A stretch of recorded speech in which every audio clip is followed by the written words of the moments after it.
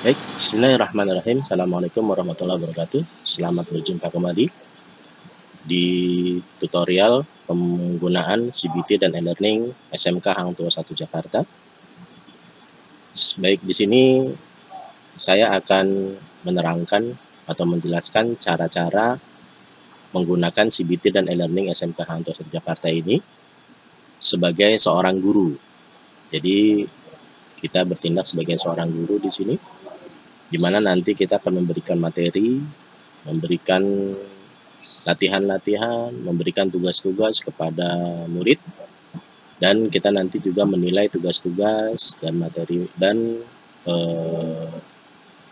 soal-soal yang sudah kita berikan kepada murid tersebut, memberikan grade-nya, memberikan nilai, dan juga nanti kita mengolah nilainya seperti apa. Baik, langsung saja. Sebelumnya, silakan masukkan alamat e-learning kita, yaitu SMK Hang Tuah 1 ddns.net / CBT. Maka akan tampil seperti ini, ya. Nama pengguna, masukkan nama pengguna yang diberikan kemarin, ya. Saya pakai nama saya, password yang diberikan kemarin. Seperti itu. Baik. Kalau muncul seperti ini, di skip saja ya. Oke, sini sudah tampil. Ini adalah tampilan awal dari lembar kerja kita di CBT dan e-learning, di mana di sini tampil mata pelajaran yang kita ampu, ya. Ada yang berwarna biru di sini. Nah, ini kalau yang berwarna abu-abu berarti dia di disable, di hidden. Dia tidak akan tampak pada layar siswa. Kita mengampu mata pelajaran ini, tapi dia tidak akan tampak di layar siswa. Baik. Nah, ini adalah mata pelajaran yang kita ampu. Di sisi sebelah kanan, ini ada pengguna online. Ini berarti nama-nama pengguna yang online pada saat ini, ya, dalam 30 menit terakhir. Kemudian ada kalender. Kalender ini nanti akan berisi event-event yang kita buat, ya. Jadi kalau kita sudah membuat tugas, materi dan sebagainya di dalam mata pelajaran ini, di sini akan nampak nanti. Begitu juga di acara akan datang. Ini nanti akan muncul semuanya, ya. Baik. Nah, kemudian di bagian sebelah kiri ini ada navigasi, ya, ada beranda situs, halaman situs, kursus yang saya ikuti. Kita bisa berpindah antar kursus dengan cepat di sini, ya, atau dari sini juga bisa. Kemudian pengaturan beranda kita, halaman situs kita bisa diatur di sini. Disarankan setelah login, maka sebaiknya kita mengganti password kita. Caranya adalah kita masuk ke menu paling atas ini, ya, yang ada namanya. Kemudian klik, lalu klik preferensi, ya. Kemudian di sini ada ubah password. Oke. Nah, di sini masukkan password saat ini. Ganti dengan password yang kita inginkan, ya. Tapi harap diingat passwordnya jangan sampai salah atau jangan sampai lupa. Karena kalau sampai lupa nanti nggak bisa login, ya. Harus menghubungi administrator untuk di-reset passwordnya. Baik, klik simpan perubahan. Oke. Klik lanjut. Nah, ini password telah diubah, ya. Baik, kita kembali lagi ke rumah saya. Baik. Nah, di rumah saya inilah, ya, kita akan membuat materi-materi dan sebagainya. Oke, saya akan contohkan di sini untuk mata pelajaran 12 MM1 Desain Media Interaktif, ya. Saya klik ini. Baik. Untuk tampilan awal, ya, dia akan berbentuk seperti ini, ya. Ini ada topik sampai seterusnya. Kemudian di sisi sebelah kiri juga ada navigasi, ya. Ada administrasi. Nah, ini di sini administrasi untuk pengaturan kursus kita atau mata pelajaran kita, ya, dari mulai laporan, filter pengguna dan sebagainya di sini, ya. Ada bank soal dan sebagainya. Nah, ini nanti bisa kita bergunakan untuk mengatur mata pelajaran kita. Nah, ini aktivitas yang lalu. Ini history transaksi aktivitas kita ya dalam kursus ini. Kemudian ada acara yang akan datang, ini adalah event-event yang kita buat di mata pelajaran kita. Oke, untuk merubah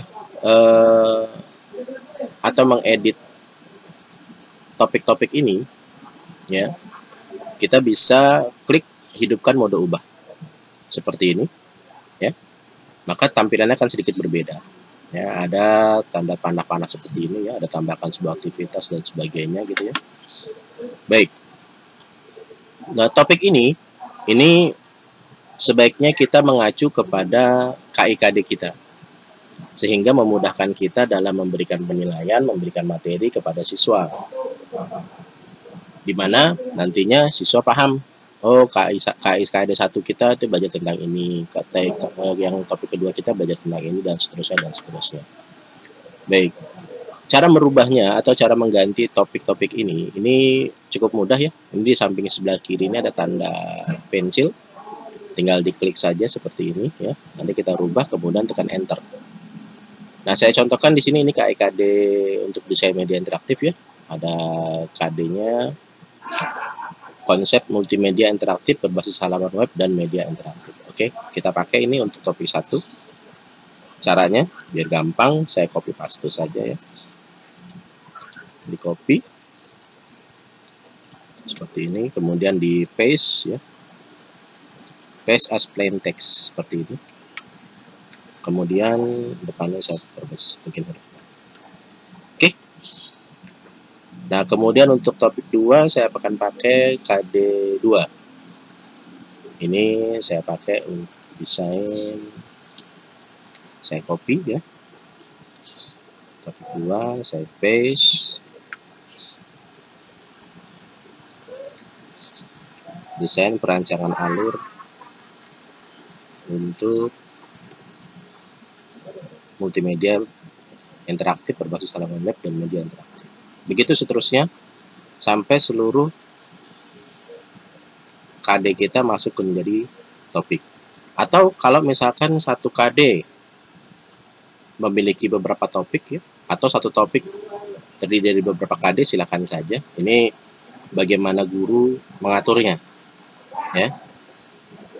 Kalau saya modelnya adalah satu topik, satu KD, sehingga nanti pada saat kita olah nilai siswa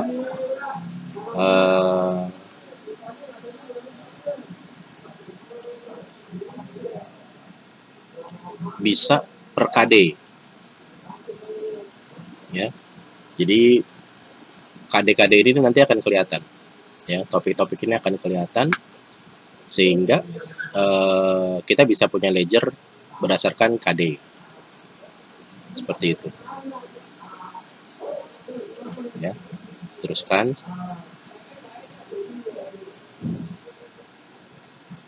ya.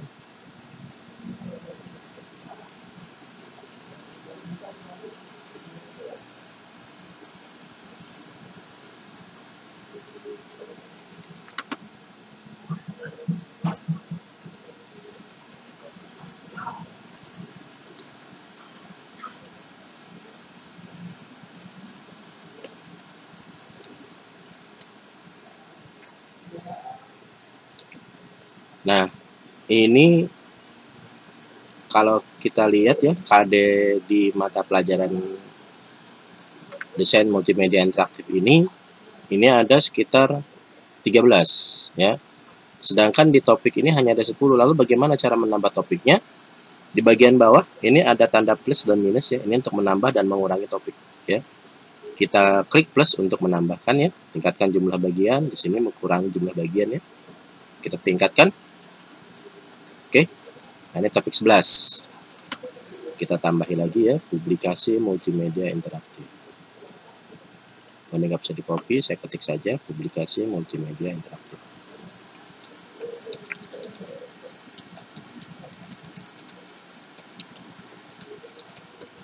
Seperti itu. Tambah lagi ya. Pembuatan produk multimedia interaktif. Oke. Yang terakhir mengevaluasi. Ya.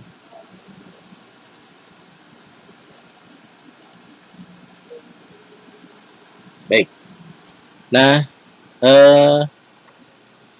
ini KD kita sudah masuk ya. Nanti berdasarkan prota promes kita, ya, ini kan akan kelihatan sampai di mana semester 1 dan semester 2 ya. Ini bisa kita tambahkan di tengah-tengah sini, misalkan ini 1, 2, 3, 4, 5, 6, 7. Nah ini untuk semester 1 ya, teknik pemrograman coding. Ini untuk semester 2.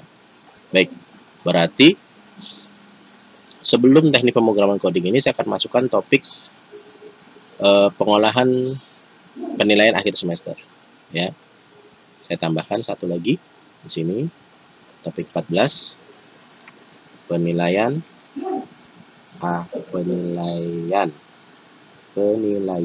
akhir semester atau PAS. Baik. Nah, ini kan PAS ini seharusnya tadi ada di bawah mengevaluasi produk web ya.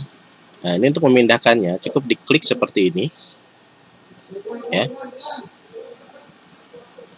Seperti ini. Baik.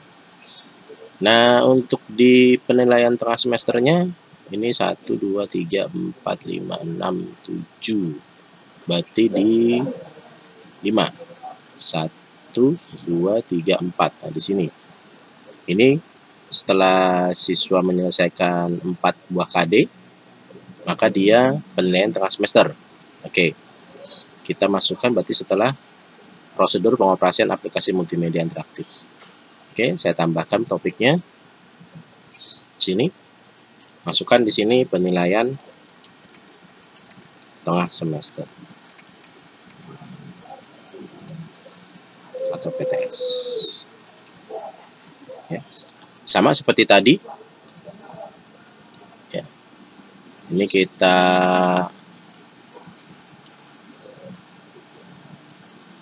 drag ya seperti ini. Sampai ini KD 1, 2, 3, 4. Oke, betul. Nah, untuk supaya nggak bingung bisa saja ditambahkan di sini KD 1 gitu ya. KD 1 seperti ini. Ya.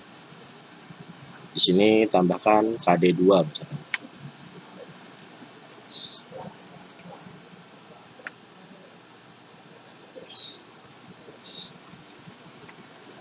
Supaya kita nggak bingung ya. Oke. Baik, nah itu salah ini KD 1 mesti di sini. Ini KD 1. Ini KD 2. Maaf, ada kesalahan. Ya, ini KD 3. Kemudian ini KD 4. Supaya kita nggak bingung ya. Boleh kita tambahkan di depannya kode KD-nya. Baik. Tapi kalaupun tidak mau ditambahkan kode KD seperti ini, tidak menjadi masalah ya. Namun sebaiknya ditambahkan supaya kita gampang memonitor KD-KD-nya ya. Dan tidak lupa, tidak mesti bolak-balik ke melihat pada struktur KI-KD kita ini ya. Demikian tutorial pertama saya ini ya. Bagaimana mengatur topik-topik yang akan diberikan kepada siswa. Terima kasih atas perhatiannya. Assalamualaikum warahmatullahi wabarakatuh.